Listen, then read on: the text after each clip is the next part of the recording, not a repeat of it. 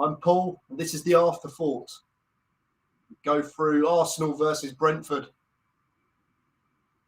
2-1 win for the Gooners. Join us after this little video.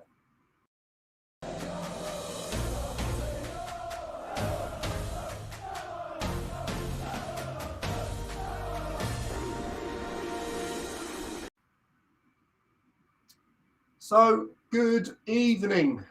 So, welcome to In the North Bank. I say my name's Paul, and yeah, we're going over the game on Saturday, and I thought it was a really entertaining game, and it had its frustrations.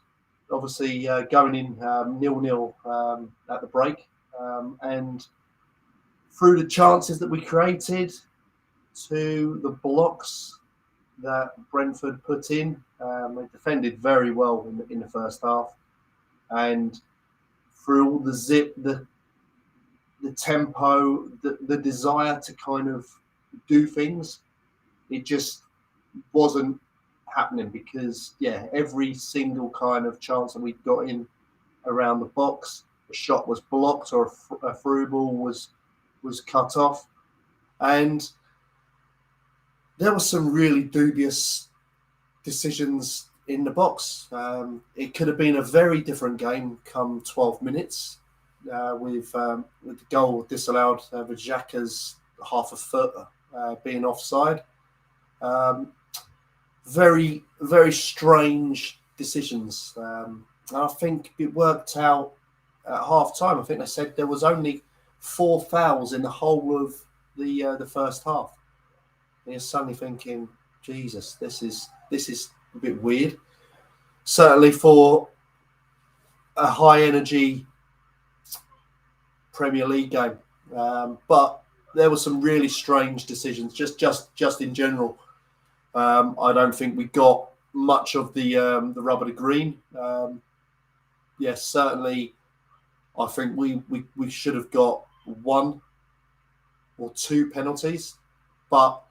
Yeah, the offside goal, again, I know it's offside by the rule, but the rule just isn't doing football any justice. How we've come to a stage where we have to start drawing lines onto screens to work out if someone's toenail's longer than the other one, to then call it offside, I don't know. Look with your eye.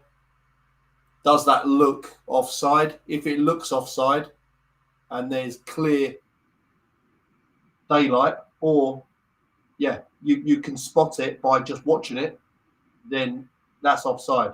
If we're talking of, say, a toe or half a foot that's planted on the ground ahead of the defender, but they're all in line, then it should be given to the attacker.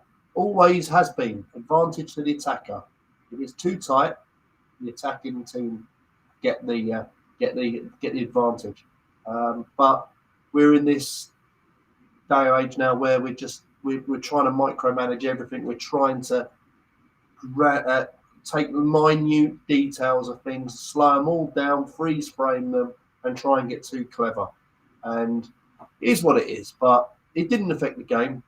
We come out in the second half, and we got the goal really early on, and that set the tone. And like I say, it should have been a lot more.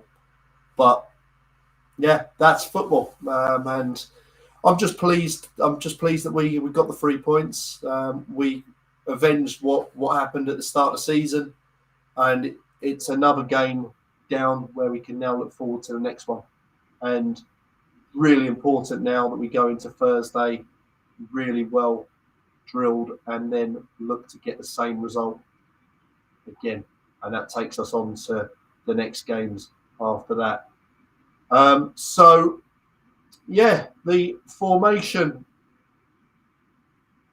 So, in goal, Ramsdale, with Cedric starting again, which, I don't have a problem with, to be honest. I thought Tomiyasu was going to come in for this game, but I don't think he.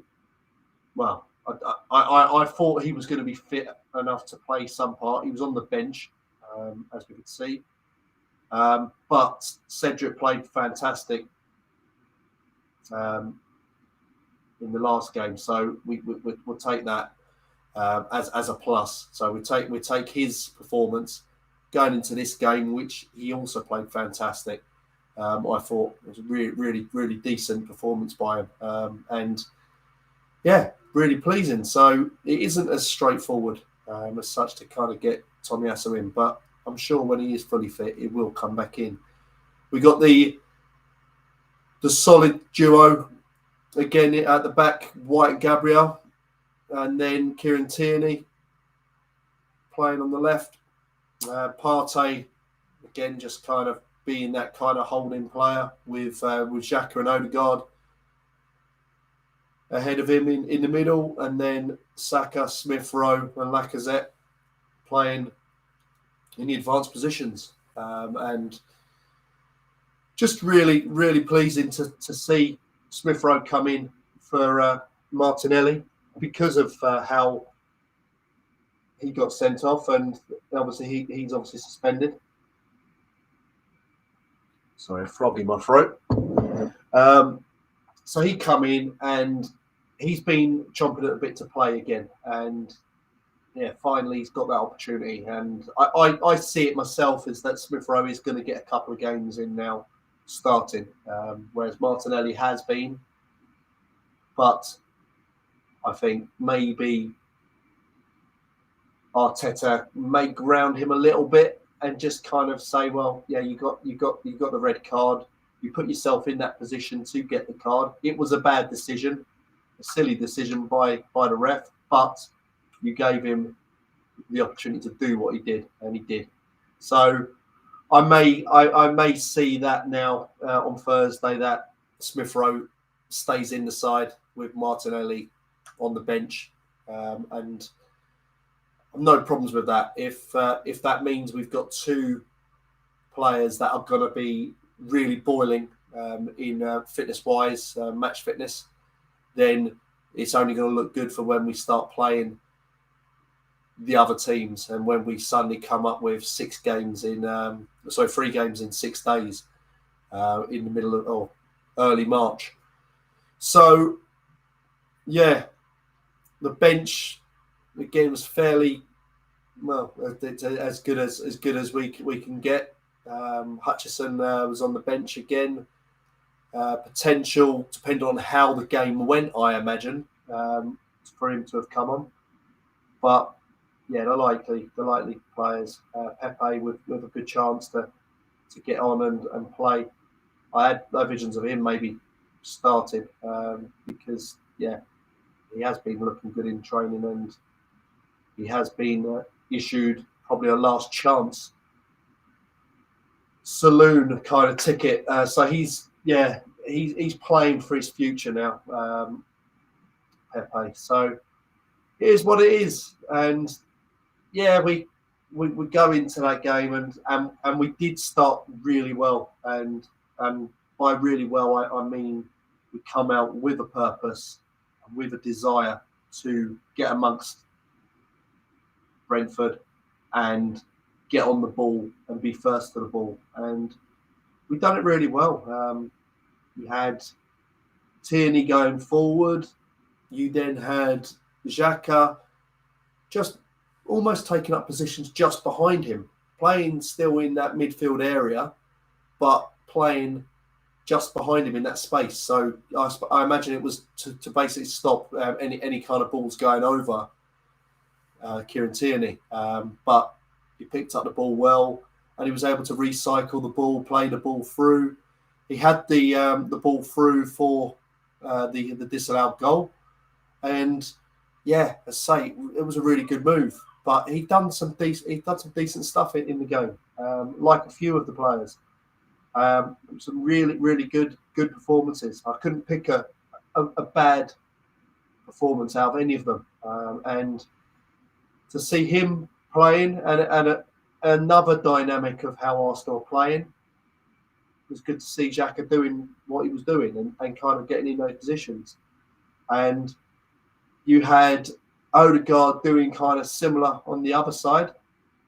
And he was everywhere. He was an absolute beast in the way he was flying around, winning the ball back, playing the balls forward, dribbling with the ball. And yeah, it's just really, really good to see how he's developing as an Arsenal player. We knew he's got experience and proper talent, but seeing it coming in now in the way Arsenal are playing as a team is really good. And I hope that's allayed a lot of the negative kind of slant on Odegaard when we signed him. Why did we sign him? Again, for a player that age and at that kind of level, because he's been sought after for many years as a player, certainly from youngsters, Arsene Wenger. Those years, he looked to try and sign him, but he went to Real Madrid. And look, we picked up a player for 30, 33, 35 million for a player that young. That's nothing. I think for a player like that and a national captain as well at his age, brilliant. I can't wait to see how the future develops with him, because he's a player to build around. And yeah, your Xhakas aren't going to be here for long, but they're here. But you've then got your Odegaards, your Sakas, your Smith Rowes, all hoping that they stay around for a long, long time. And it's up to the club to show them what we're about and what we want to achieve. And we have to do that.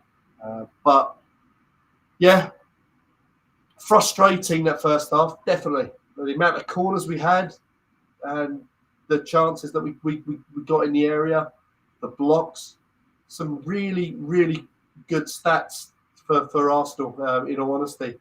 But yeah, just really pleasing. I was well chuffed taking my little one to the game, and just so pleased that Saka and Emile Smith Rowe both scored, because yeah, they're his two favourite players. And yeah, he had to wait for it, but what a finish just after half time, when you're suddenly thinking there wasn't a lot Arsenal could change, because they'd done all that they needed to do, which is more of the same, really kind of just keep on them and then goals will come.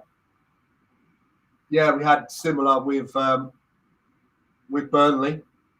Again, very good defensively, but those chances didn't come, and it was a very frustrating game. But the goal 2 minutes after half time really kind of set the tone again for the second half, and yeah, just really, really nice move. And then just come inside and just finish the ball into the far corner. And then even Pepe coming in late on in the game. I thought he looked lively again. I want him to be a bit more direct. I keep saying that he needs to be a bit more direct. He does need to be a bit more like Smith Rowe. And you suddenly think, you look at the way he picks up the ball and he's got the pace. He picks up the ball and he becomes direct and he starts running at players. Proper running with pace. And then he's got a skill to match it if he needs it. And he gets the tackle on him. I think we should have had, at least one penalty, potentially two penalties. But we had 4 decisions that could have easily gone our way. Could have easily gone against us if it was another team. I can only put it like that. The tackle on Pepe, I could see that be given as a penalty for anyone but Arsenal. And yeah, I look at the other. Ben White was at a tackle again. thought that was again another decision that is anyone but Arsenal. But we have to just dig on. We can't let the referee dictate what we do. And yeah, if they want to try and do one over on us, then so be it. Let's make sure that we take it out of their hands and make sure we do the best for ourselves. But we did eventually, and we got a lovely ball into Saka, and Saka actually slammed the ball off the post. It was a brilliant goal. I loved it. And it was a really good finish with pace, straight in. But yeah, we dug in and we got it all sorted. So it was really pleasing performance all round. And yeah, we take it into the Wolves game on Thursday, knowing that we get 3 points there. We're in a very, very commanding position. And then we take it into the next couple of games. Again, Watford. We then have the player that I think we got Leicester. I think we then got Liverpool after that. And we then have Aston Villa. So yeah, a win, definitely 3 points on Thursday, and we'll be very happy as a team and as fans, because yeah, we've done fantastic. But the main thing is keeping this lad quiet on Thursday. If we keep him quiet and then rub his nose in it again, because yeah, he's probably rubbed up a few Arsenal players and certainly rubbed up a few fans, because yeah, I don't like hearing other players start running their mouth like Ivan Toney. And to think that he might come to Arsenal, a lot of making up to do. But I wouldn't like that as a player. Certainly, if a player comes in the next season, it'd be saying a few apologies if I was in that dressing room. But yeah, that's the afterthought really. No real negatives there. Well, the only negative was that was their goal in the latter part of the injury time, and it was a bit of a silly one. We kind of switched off for a few minutes, and yeah, Ramsdale kind of flew out very weirdly, but yeah, was totally out of it. But it got sold a dummy, or the defender didn't really kind of go for the ball, and he was already on the ground, so it ended up going in, and yeah, not disallowed. So that was a good decision. But 2-1 should have easily been 4-1. But yeah, that's it, guys. On to Thursday. Yeah, good to see lots of Gooners on Saturday, and yeah, we need a win at the Emirates. Get behind them. Let's get the noise going again. Up the Arsenal. Come on, Gunners.